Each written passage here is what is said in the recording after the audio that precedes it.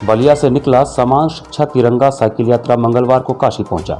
यात्रा में शामिल लोगों का कहना था कि एक देश में दो तरह की शिक्षा व्यवस्था क्यों, सरकारी स्कूलों में सिर्फ किसान, मजदूर, चालक, ठेला चालक और फुटपाथ पर रहने वालों का बच्चा पढ़ेगा और प्राइवेट स्कूलों में नेता, अधिकारी, अमीर का पढ़ेगा, ऐसा क्यों?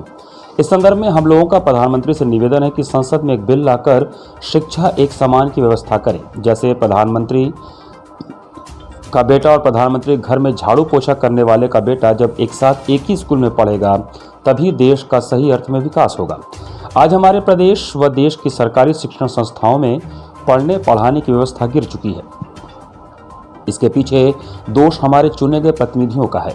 पद पाते ही उनका स्तर अचानक बढ़ जाता है। वह अपने बच्चों को पढ़ाने के लिए प्राइवेट व महंगे विद्यालयों में, यहाँ तक कि विदेशों में भी भेजते हैं, जबकि आज देशवासी, जिसमें सबसे ज़्यादा मध्यम, निम्न वर्ग व गरीब वर्ग के लोग अपने अपने बच्चों को सरकारी विद्यालय में ही पढ़ाते हैं, जहां शिक्षा व्यवस्था दिनों दिन बिगड़ती जा रही है।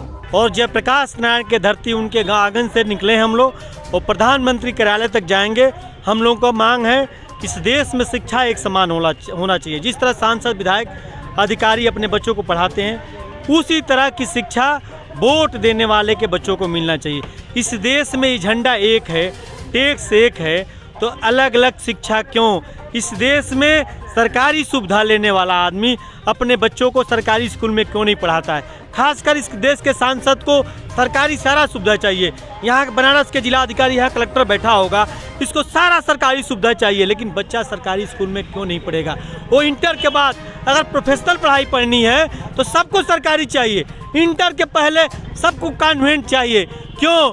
एक देश में दो तरह की व्यवस्था